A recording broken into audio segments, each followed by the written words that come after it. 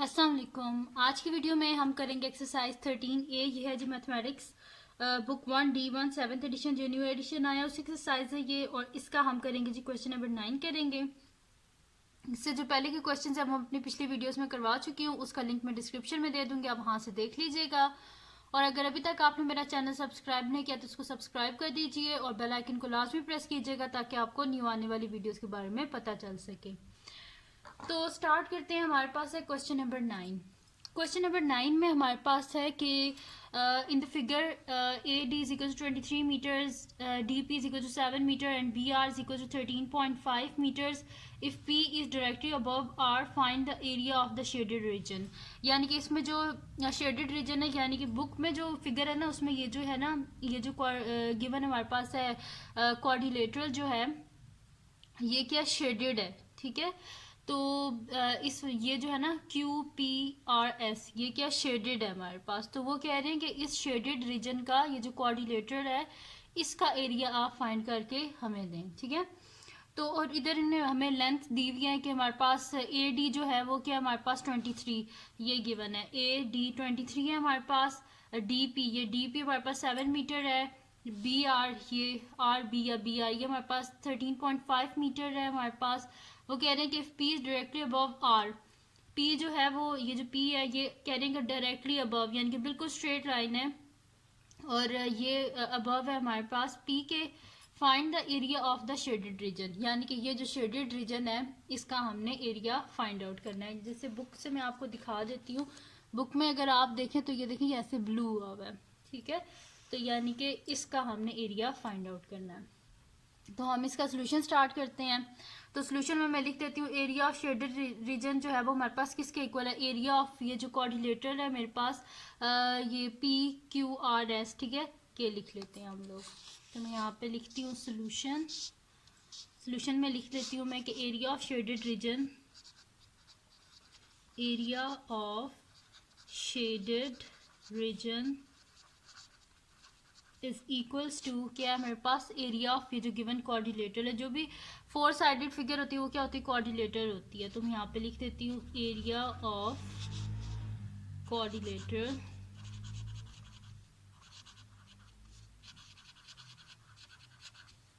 PQRS,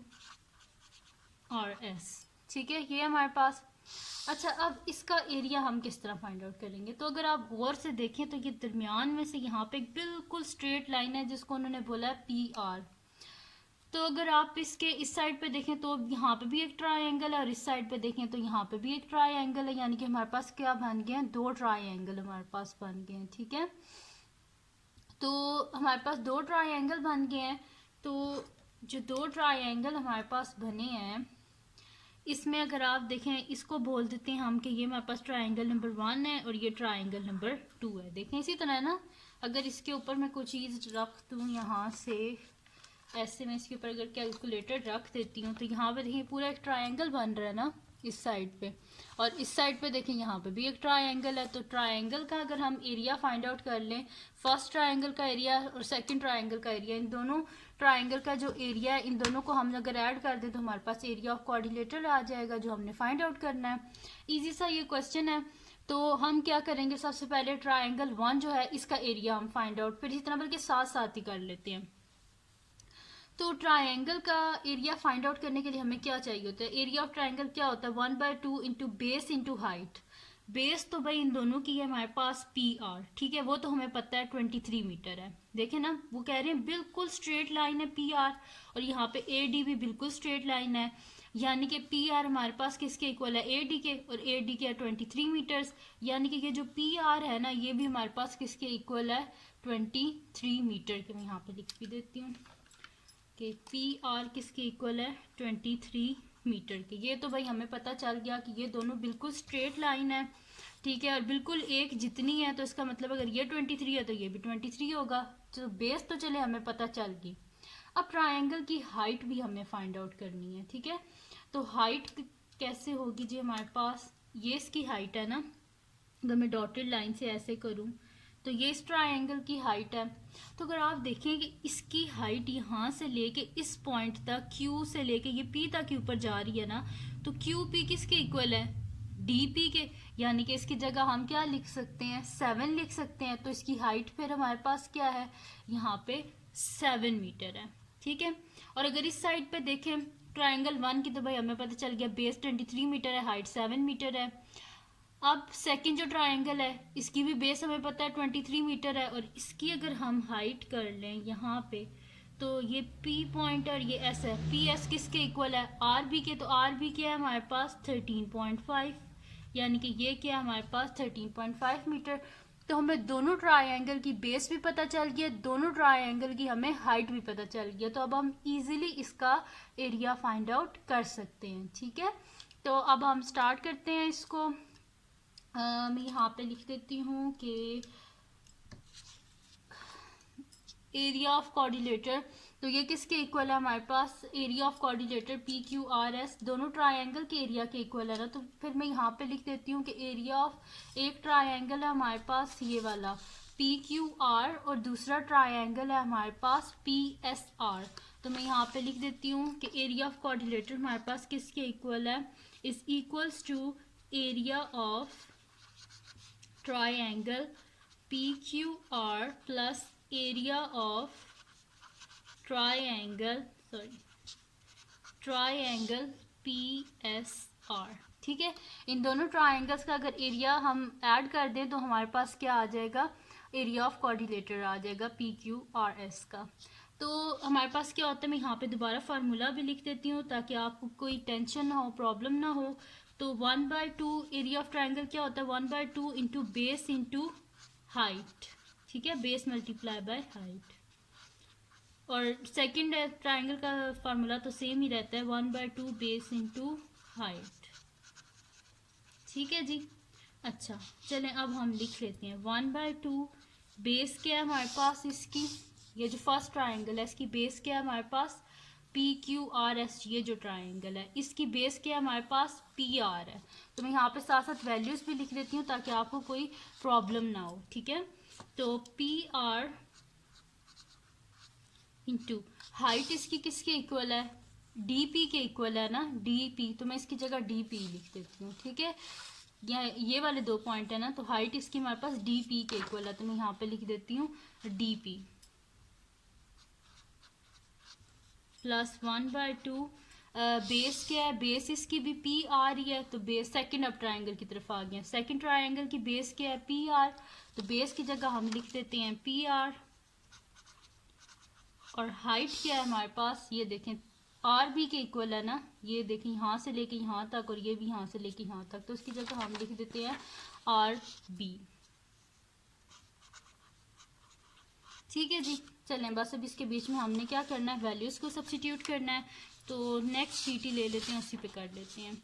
तो next sheet पे मैं यहाँ पे लिख लेती हूँ 1/2 इंटू, अच्छा PR किसके इक्वल था, मैंने आपको बताया था PR और ये RB, ये सॉरी DA या AD बोल लें, ये हमारे पास गिवन भी था कि AD क्या 23। तो AD और PR ये दोनों आपस में इक्वल हैं, यानी कि ये भी क्या होगा 23। तो PR है जी हमारे पास 23 मीटर्स में है सारा, तो 23 मीटर इंटू DP क्या है हमारे पास, DP है जी 7 meter into 7 meter plus 1/2 into PR, तो मैंने अभी लिखा है 23 मीटर इंटू RB किसके इक्वल है 13.5 मीटर। ये यहाँ पे भी है देखें, ये देखें यहाँ से लेके यहाँ तक RB है, और ये यहाँ से लेके यहाँ तक इसकी हाइट भी है, ठीक है। तो यानी कि फिर ये RB के इक्वल है, यानी कि क्या है ये 13.5 मीटर, ठीक है। अब इसको बस हमने सिंप्लीफाई करना है और हमारे पास आंसर आ जाएगा, ठीक है। तो हम कैलकुलेटर लेते हैं और उस पर इसको सिंप्लीफाई कर लेते हैं। तो हम क्या कर लेते हैं, सबसे पहले 23 को मल्टीप्लाई कर लेते हैं हम 7 से। तो 23 मल्टीप्लाई बाय 7, तो ये हमारे पास आ रहा है 161। तो मैं यहाँ पे लिख देती हूँ 1/2 इंटू 1/2 मीटर इंटू मीटर क्या होता है मीटर स्क्वेयर, क्योंकि दो दफ़ा मीटर है। 1/2 इंटू 23 को मल्टीप्लाई कर देते हैं 13.5 से, 23 मल्टीप्लाई बाय 13.5, तो ये हमारे पास आ रहा है जी 310.5, ठीक है। तो मैं यहाँ पे लिख देती हूँ 310.5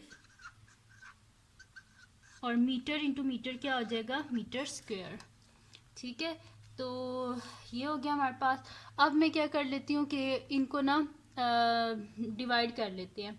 161 डिवाइडेड बाय 2, 161 डिवाइडेड बाय 2, तो ये मेरे पास आ रहा है जी 80.5, ठीक है। 161 मल्टीप्लाई बाय 161 हो जाएगा और डिवाइडेड बाय 2, ठीक है। 1/2 है ना, जब चले मैं लिख भी देती हूँ यहाँ पे 161 इंटू 161 डिनोमिनेटर में जैसे कुछ नहीं होता 1 होता है, 2 इंटू 1 2 मीटर स्क्वायर प्लस 1 इंटू 310.5 और जिसके डिनोमिनेटर में कुछ नहीं होता 1 होता है, 1 इंटू 2 और साथ में meter square which is equals to, ये मैंने डिवाइड कर लिया 161 को डिवाइडेड बाय 2 तो 80.5 आ रहा है। तो मैं यहाँ पे लिख देती हूँ 80.5 मीटर स्क्वायर प्लस 310.5 को डिवाइड कर लेते हैं 2 से, 310.5 डिवाइडेड बाय 2, तो ये मेरे पास आ रहा है जी 155.25। मैं यहाँ पे लिख देती हूँ 155.25 मीटर स्क्वायर। अच्छा, अब हम क्या करते हैं, दोनों वैल्यूज़ को आपस में ऐड कर लेते हैं। तो 155.25 इधर ऑलरेडी लिखा हुआ है तो इसी में प्लस कर देते हैं 80.5, तो ये हमारे पास आ रहा है जी 235.75, ठीक है। तो मैं यहाँ पे लिख देती हूँ 235.75 मीटर स्क्वायर, ठीक है। तो ये आ गया हमारे पास, यानी कि एरिया ऑफ क्वाड्रिलेटरल हमारे पास क्या आया है, यानी कि एरिया ऑफ शेडेड रीजन हम यहाँ पे लिख देते हैं, area of shaded region is equals to क्या आया हमारे पास 235.75 मीटर स्क्वायर, ठीक है। तो ये आ गया हमारे पास इसका आंसर। तो ये थी जी आज की वीडियो जिसमें मैंने आपको करवाया है एक्सरसाइज 13A का क्वेश्चन नंबर 9। मेरे से जितना हो सका मैंने उतना इसे इजी करके आपको समझाया है। तो अगर ये वीडियो आपको पसंद आई हो तो इसको लाइक कीजिएगा, मेरे चैनल को सब्सक्राइब कीजिएगा और बेल आइकन को लाजमी प्रेस कर दीजिएगा ताकि आपको न्यू आने वाली वीडियोस के बारे में पता चल सके। और अपने फ्रेंड्स के साथ भी इस वीडियो को शेयर कीजिएगा, उनको भी बोलेगा सब्सक्राइब कर दें और दुआओं में याद रखिएगा। अल्लाह हाफिज़।